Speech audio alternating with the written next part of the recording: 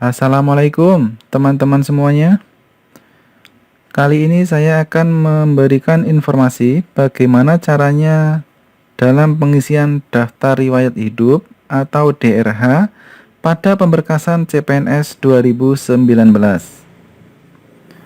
Jadi teman-teman semuanya, sebagai peserta, ketika diinformasikan atau diumumkan lulus seleksi dan melanjutkan ke pemberkasan, maka teman-teman semuanya diharuskan untuk mengisi daftar riwayat hidup.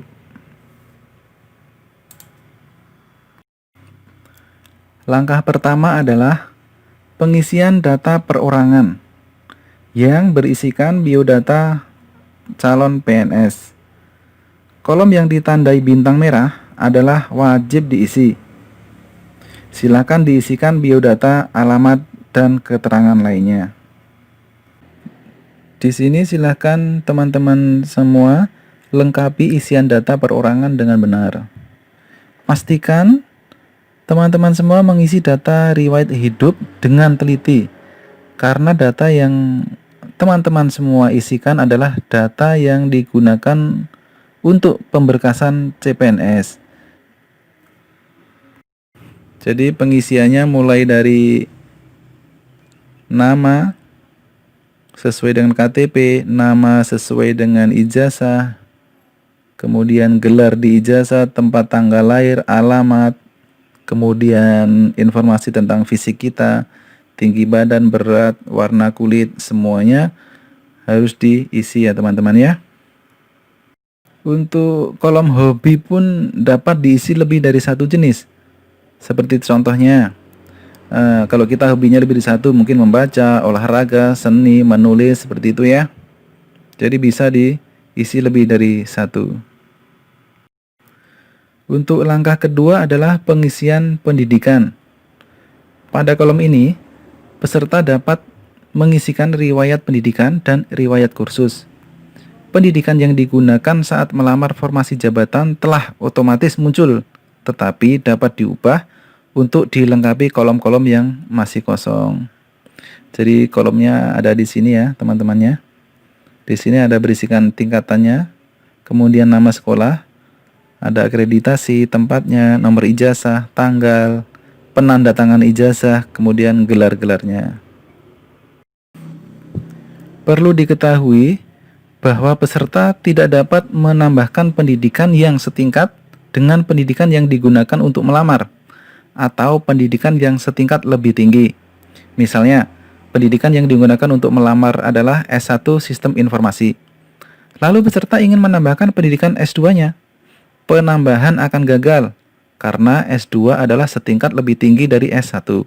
Atau, jika peserta memiliki dua jenjang S1, lalu ingin menambahkan pendidikannya, misal S1 Manajemen, akan gagal juga di input karena tingkat pendidikannya setingkat dengan S1 Sistem Informasi yang digunakan untuk melamar.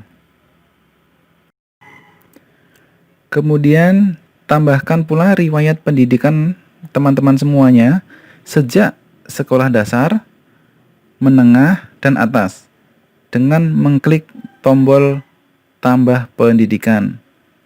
Nantinya akan ada tingkat pendidikannya, bisa dipilih dari yang SD, SMP, atau SMA. Kemudian ada jurusannya, nama sekolahnya, akreditasi, tempatnya di mana, nomor ijazah dan tanggal ijazah, kemudian dan lain-lainnya.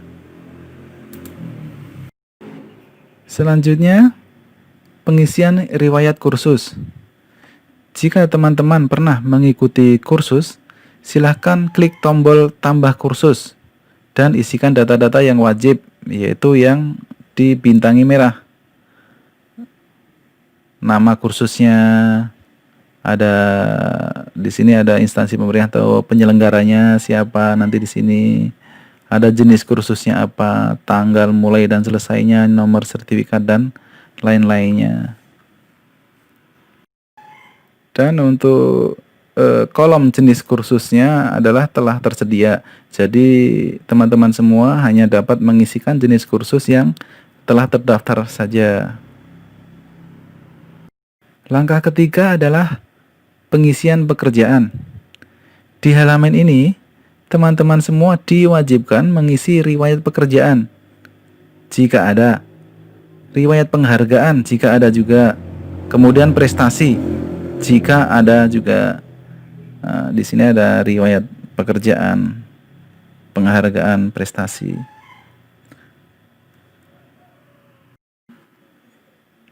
Silahkan teman-teman semua klik tambah riwayat pekerjaan untuk menambahkan seluruh riwayat pekerjaan yang dimiliki oleh teman-teman semuanya.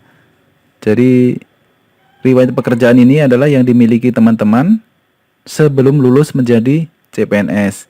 Di antaranya adalah di mana teman-teman semuanya bekerja sebelumnya, mungkin di instansi pemerintah atau instansi perusahaan, jabatannya, tanggal mulai dan selesainya, berapa gaji pokok, surat keputusannya, nomor, tanggal, kemudian pejabat.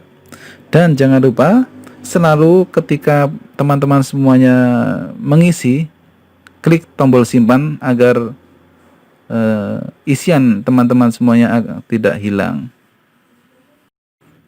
Seperti pada riwayat pekerjaan, jika teman-teman mempunyai penghargaan, silakan klik tombol riwayat penghargaan. Dan riwayat penghargaan ini adalah dimiliki teman-teman sebelum lulus menjadi CPNS. Kemudian tinggal menambahkannya di kolom yang tersedia, yaitu ada jenis penghargaannya apa, namanya penghargaan apa, nomor surat keputusan, tanggalnya, tahun perolehan, dan instansi atau negara yang memberikannya. Kemudian jangan lupa untuk diklik simpan ya teman-teman. Selanjutnya adalah untuk menambahkan riwayat prestasi.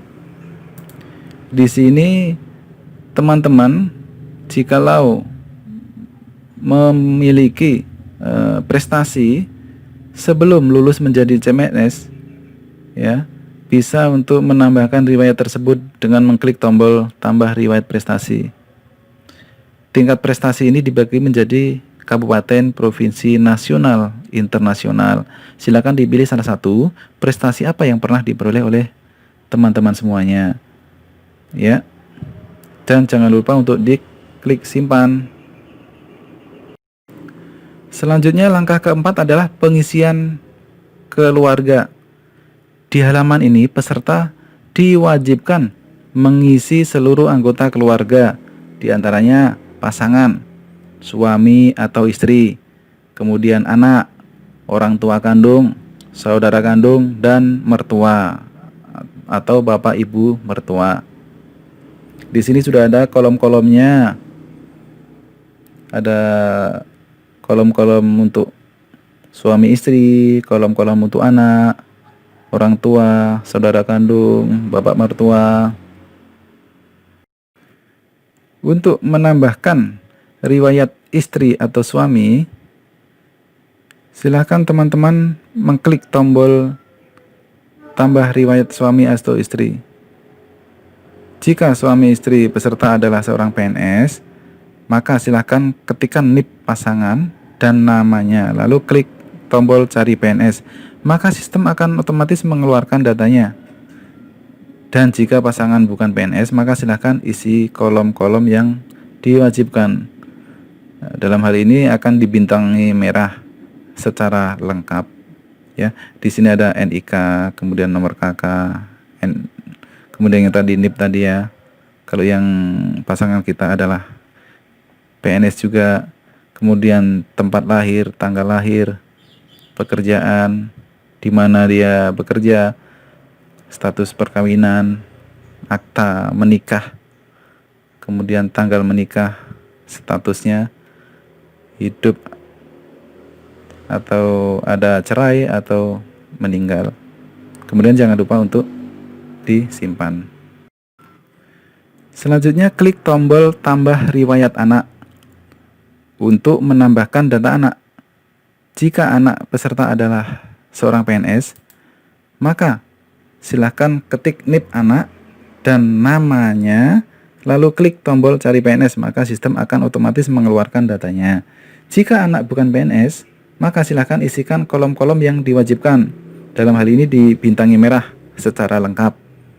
Form isiannya seperti di bawah ini, berlaku sama untuk semua, dan ini berlaku sama untuk inputan data orang tua kandung, saudara kandung, dan bapak mertua, sama semua. Yaitu ada isian NIK, nomor KK, NIP tadi, namanya, tempat lahir, tanggal lahir, pekerjaan, perusahaan, institusi di mana beliau bekerja, kemudian jelas kelamin, kemudian status hidupnya, dan jangan lupa untuk disimpan. Langkah kelima adalah pengisian organisasi. Di halaman ini, peserta diwajibkan mengisi riwayat organisasi jikalau ada, dan mengisikan data lain-lain yang dibutuhkan dalam proses pemberkasan CPNS. Ya, di sini ada keterangan organisasinya, nama organisasi, kemudian jabatan di organisasi tersebut, tanggal mulai, tanggal selesai, kemudian tempat organisasi tersebut, kemudian ada pimpinan organisasi. Kemudian di sini ada keterangan lain-lain yang harus diisi, yaitu nomor surat keterangan catatan kepolisian atau nomor SKCK-nya, kemudian tanggal SKCK, siapa pejabat penandatangan SKCK, kemudian ada nomor surat keterangan sehat, tanggalnya, dokter surat keterangan sehatnya siapa, kemudian ada nomor surat keterangan bebas narkotika, kemudian ada tanggal suratnya, pejabat penandatangan, kemudian ada keterangan lain yang dianggap perlu. Dan langkah keenam adalah unggahan dokumen. Di halaman ini peserta diwajibkan melakukan 2 kali klik cetak DRH yang telah diisi dengan klik tombol cetak DRH perorangan dan cetak DRH riwayat. Selanjutnya menulis data-data yang diharuskan untuk ditulis tangan di DRH yang telah dicetak tersebut dan menandatangani DRH. Kemudian terakhir, DRH yang telah ditandatangani wajib diunggah kembali ke ESCN pada halaman ini. Ya, teman-teman ya. Jadi ada 2 dokumen DRH yang harus diklik, kemudian dicetak, yaitu DRH perorangan, kemudian cetak DRH riwayat. Silahkan teman-teman setelah mencetaknya, kemudian periksa DRH teman-teman semuanya. Anda dapat kembali ke menu sebelumnya, memperbaiki data dan mencetak kembali DRH bila terdapat kesalahan sebelumnya, sebelum mengakhiri proses pengisian DRH dengan menekan tombol akhiri proses pengisian DRH. Jadi ketika teman-teman semua belum mengklik tombol akhiri proses pengisian DRH, teman-teman masih bisa untuk memperbaiki kalau terjadi kesalahan pada pengisiannya. Berikut merupakan contoh cetakan DRH perorangan. Jadi yang ditandai ada bintang adalah kolom yang harus ditulis tangan oleh peserta, oleh teman-teman ya, setelah DRH-nya dicetak. Diisi dengan huruf kapital atau huruf balok dan menggunakan tinta hitam. Jadi di sini ada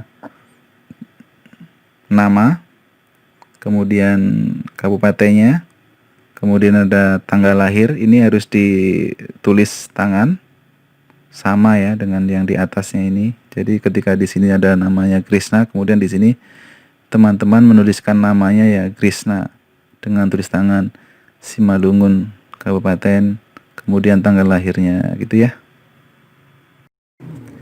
Kemudian berikut merupakan contoh cetakan DRH riwayat. Jadi ini adalah DRH riwayat yang teman-teman sudah isikan sebelumnya, yang berisikan ada riwayat pendidikan. Seharusnya di sini teman-teman harus mengisikan riwayat mulai dari SD, SMP, SLTA sampai mungkin S1 atau S2 yang sekarang ya. Kemudian ada kursus yang teman-teman isikan. Kemudian ada riwayat pekerjaan, tanda penghargaannya. Kemudian ada riwayat keluarga, yaitu ada data suami atau istri, data anak, kemudian ada orang tua kandung, dan di sini ada ibu mertua, saudara kandung juga tadi. Kemudian ada keterangan organisasi dan keterangan lain-lain. Ya, di sini tadi ada nomor dari SKCK, keterangan sehat, bebas narkoba itu tadi ya. Dan teman-teman harus menandatanganinya ya. Jadi di sini teman-teman harus menandatanganinya, kemudian di scan dengan kualitas yang bagus ya scannya ya, jangan scan HP karena ini akan menjadi dokumen teman-teman semuanya. Jadi seumur menjadi PNS nanti, data ini atau dokumen ini akan menjadi dokumen teman-teman semuanya dan akan menjadi dokumen negara.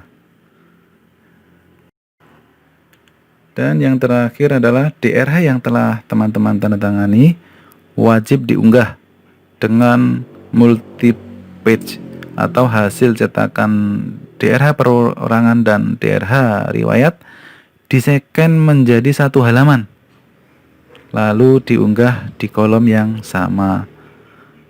Peserta masih dapat melakukan perubahan pengisian data sebelum klik tombol akhiri proses pengisian DRH. Tombol tersebut baru dapat diklik jika seluruh unggahan dokumen persyaratan telah lengkap diunggah. Jadi demikian ya teman-teman ya. Nanti sebelum mengklik tombol akhiri proses pengisian DRH, teman-teman wajib untuk cek kembali ya semua dokumen unggahan persyaratan teman-teman semuanya, karena ketika sudah klik akhiri proses DRH, teman-teman sudah tidak bisa untuk melakukan perbaikan lagi, dan apa yang teman-teman unggah itulah yang nanti akan menjadi bahan verifikasi oleh instansi di mana teman-teman semuanya mendaftar. Jadi ini sangat menentukan sekali dalam proses verifikasi pemberkasannya ya. Jadi mohon teman-teman untuk sangat-sangat berhati-hati dalam mengunggah persyaratan dokumen ini. Dan satu lagi, untuk dokumen-dokumen yang diunggah nantinya selain DRH ini disyaratkan dari BKN adalah dokumen asli yang di-scan. Jadi bukan dokumen yang dilegalisir ya. Jadi asli yang di-scan dan dengan scan yang bagus, bukan scan HP ya, teman-teman ya. Terima kasih, semoga ini semua bermanfaat. Ada kurang lebihnya mohon maaf. Assalamualaikum warahmatullahi wabarakatuh.